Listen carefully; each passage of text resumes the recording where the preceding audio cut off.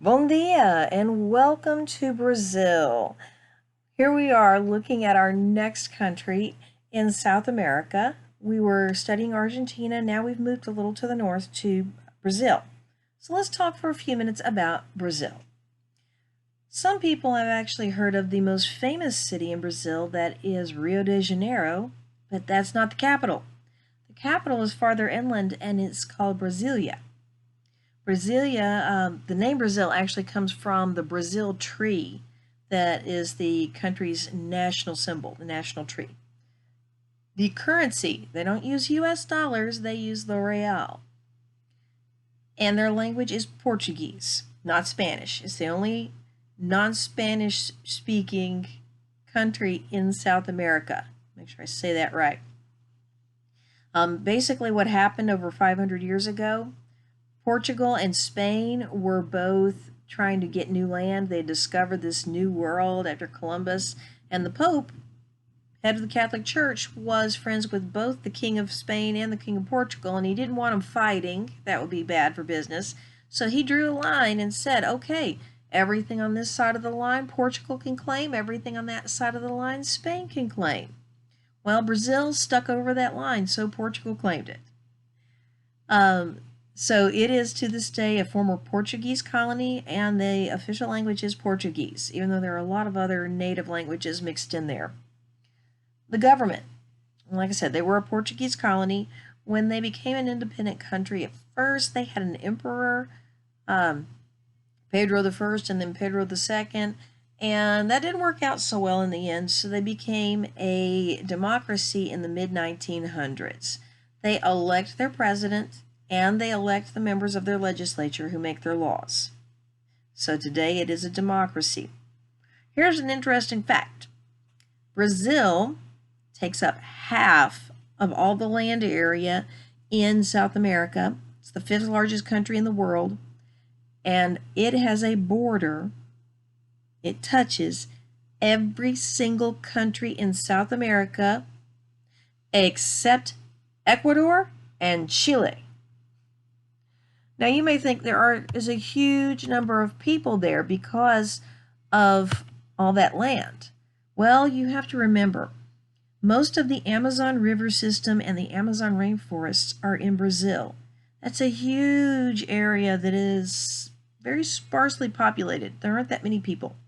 If you've looked on the PowerPoint or seen the Loom presentation, you will see pictures that I have posted there that show the exotic animals, the frogs and birds, and the pictures of the rainforest that go along with this explanation.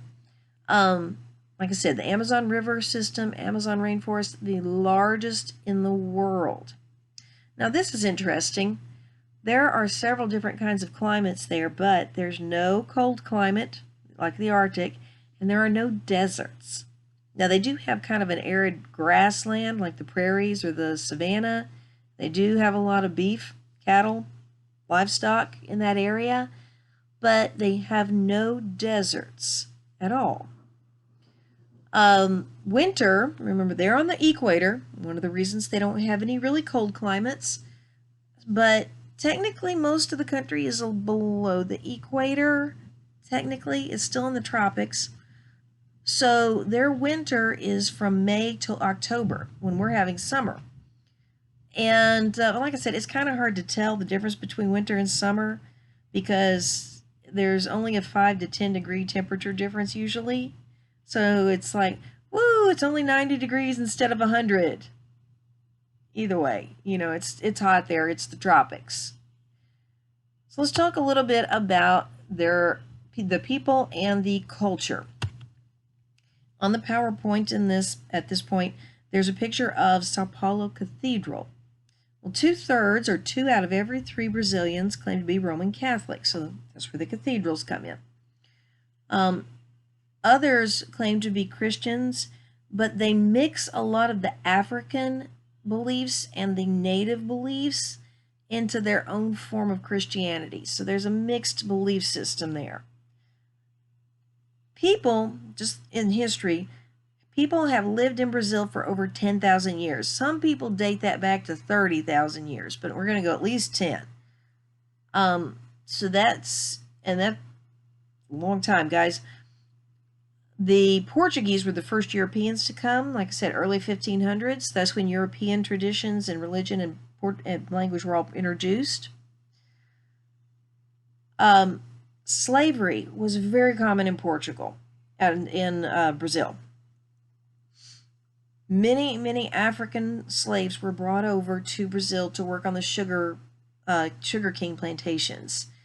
And when that wasn't enough, the Portuguese settlers would go into the woods and capture natives and enslave them and force them to work on their plantations, their farms. So slavery was a huge deal up until 1888. Brazil was actually the last country to outlaw slavery. But because you have the native population, you have the Africans who were brought as slaves, and you have the Europeans, that's where you have that mix of cultures, of languages, beliefs, and all kinds of things. In fact, one of the things I looked at that was so mixed was food. There are so many different native dishes in Brazil, and the one thing I could figure out about all of them is they all involved meat. Either beef, because like I said, they raise livestock just like Argentina, not quite as much, but pretty close, and fish. They live on the Amazon River to get freshwater fish and the Atlantic Ocean to get saltwater fish.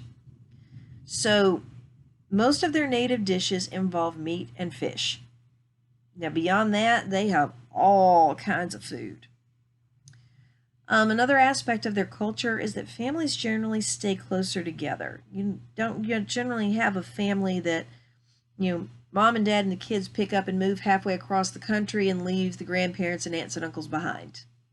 It's generally very family oriented. People stay near their families, usually. Just like Argentina had the tango, samba is what comes from Brazil. The music and dance of the samba is well known, especially because of Carnival.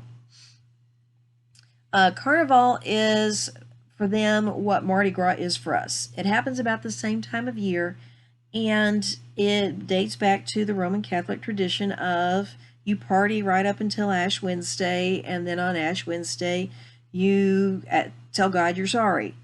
Well, that's kind of what it is there too.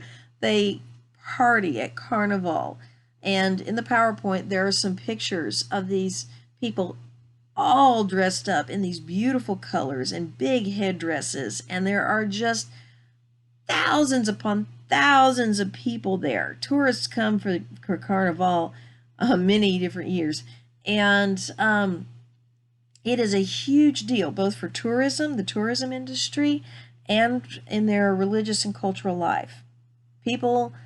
A lot of people's lives revolve around Carnival, which is usually in March. Another important part of their culture is soccer. If you go to Brazil and you talk about football, they are not going to be thinking LSU and the Saints. I hate to break your heart, but they just won't. They're thinking about soccer, and they have won quite a few world championships in soccer. Pele and Ronaldo. Yeah, I said that right, Ronaldo. Those are two of supposedly the best players in the world, and they're in Brazil. So it's a big deal.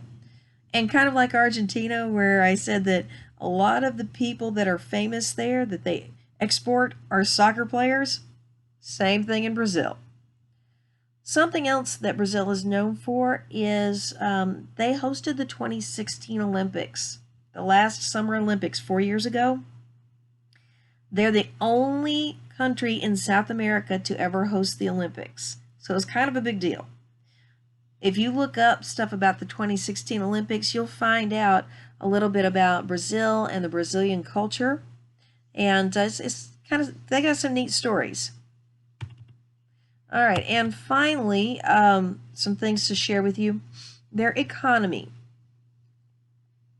They have a lot of crops. They have great soil because of the Amazon River Basin, and they grow sugarcane and coffee and oranges and soybeans, and they have livestock, so they have a lot of beef. They also have a lot of natural resources, minerals like gold and diamonds and iron ore. In the PowerPoint presentation, I have a picture of coffee beans, and I also have a picture of an iron ore mine. And because they have lots of iron ore, they have a lot of steel plants where they make steel and make automobiles and airplanes and things like that out of steel. Of course, part of their economy comes from tourism, especially around Carnival time. And in manufacturing, they also are known, they have some companies that make electronics and things like that. So that's just a little bit of information about Brazil. I hope you've enjoyed our quick little trip around Brazil. If you want to look up more information, you can look up some of those native dishes or Google the dance, the samba, and listen to the music and see the dance. Another thing that you can look up is the first Brazilian to fly an airplane, or to fly. There's a lot of argument as to whether or not the Wright brothers were the first people to fly an airplane. And you'll see why if you look that up. So there's just a few interesting facts for you. I hope you've enjoyed our tour of Brazil. Yeah, that's where we are today, Brazil. And do take the time to look at the PowerPoint and take some time to explore a little bit more about Brazil on your own. Have a great day, and we'll see you tomorrow.